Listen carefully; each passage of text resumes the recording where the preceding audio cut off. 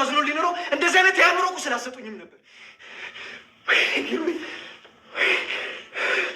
በቃ ዝም በይ እንዳትነኪ።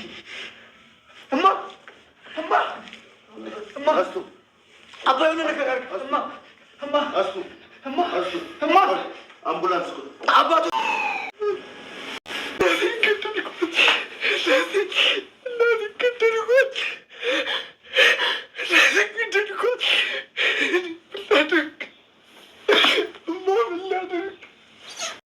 ሰላም እንዴት ናችሁ? ደህና ናችሁ? ቻናሌ ቤተሰቦቼ በያላችሁ በሰላማችሁ ይብዛልኝ። ለቤት አዲስ የሆናችሁ የደውል ምልክቱን በመጫን ቤተሰብ ይሁኑ። ነባር ቤተሰቦቼ ማብራችሁን ስላላችሁ እጅግ በጣም አመሰግናለሁኝ።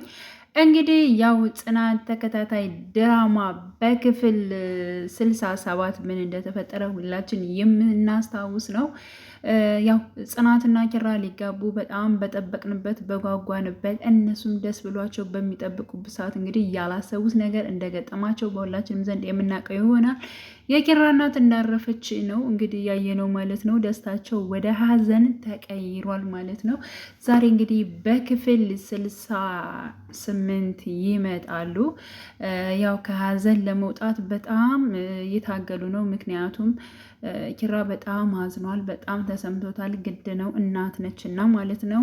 እንዲሁም ደግሞ የኪራ አባትም የትዳር አጋሩን ነው ያጣው ማለት ነው። እጅግ በጣም ሁኔታውም ደግሞ በጣም እንትን ያለው የኪራን ደስታ ወይንም ደግሞ ኪራ ሲያገባ ማየት የሚፈልጉ እናት እንግዲህ በአንድ ቀን ወይንም ደግሞ በሁለት ቀን ልዩነት ነው እንግዲህ ቀድመው ያረፉት ማለት ነው።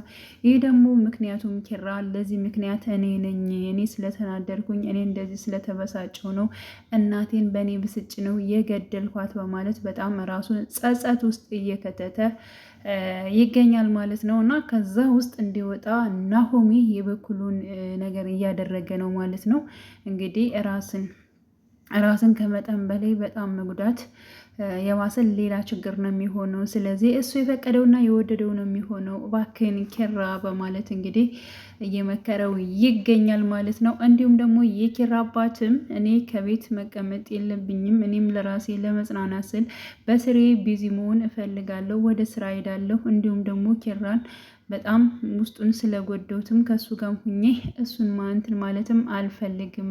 ጓደኞቹም ያጽናኑታል፣ እናንተ አግዙት፣ እኔ ግን ወደ ስራ ልሄድ፣ ለእኔም ጥሩ ነው በማለት እንግዲህ አባት ያው ወደ ስራ እንደሚመለሱ ተናግረዋል ማለት ነው። ኪራም እስኪ ያው እንዲወጣ ከዚህ ውስጥ እንዲወጣ ወይንም ደግሞ ሀዘኑ እንዲቀልለት ናሆሜ የበኩሉን ነገር እያደረገ ይገኛል። ጽናትም ይህን ነገር የኔ ጥፋት ነው፣ መጀመሪያውንም በነግረው ኑሮ በዚህ ልክ ኪራ አይጸጸትም አይጎዳም ነበር፣ ስለዚህ የኔ ጥፋት ነው እያለች እንግዲህ ጽናት ለሰኒ ስታወራ አይተናል ማለት ነው። እንግዲህ በዚያን ጊዜ የመሰለንን ነገር ነበር ያደረግነው፣ ልክ ነን በወቅቱ።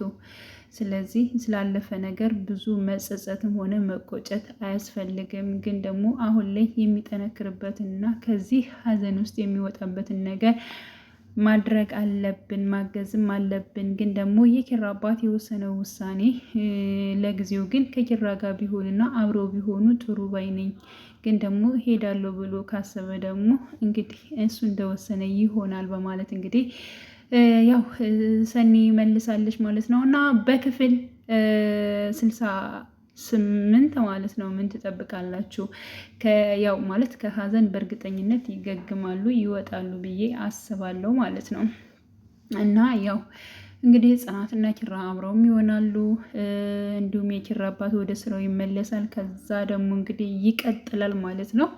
እና ቪዲዮ ማለት ተከታታዩ ድራማ ማለት ነው የጽናት ድራማ ሊያልቅ ነው፣ እንዴት ነው ምናምን ነገር አሁን መጨረሻው ላይ ደርሷል የሚሉ በጣም ብዙ ሀሳብ የሚሰጡ ልጆች አሉ።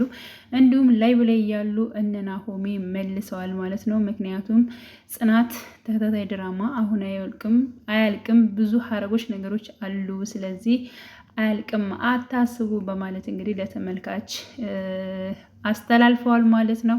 እና ውድ ቤተሰቦቼ ያው እነ ኪራ እነ ጽናትም ፍክት ብለው የሚመጡበትን ቀን በጉጉት እንጠብቃለን ማለት ነው። ከሀዘን ወጥተው ደስ የሚል እንትን ውስጥ ገብተውም እንደሚመጡ ተስፋ እናደርጋለን። እና ዛሬ በጉጉት እንጠብቃለን። በያላችሁበት ሰላማችሁ ይብዛልኝ። መልካም ቀን ተመኘውላችሁ።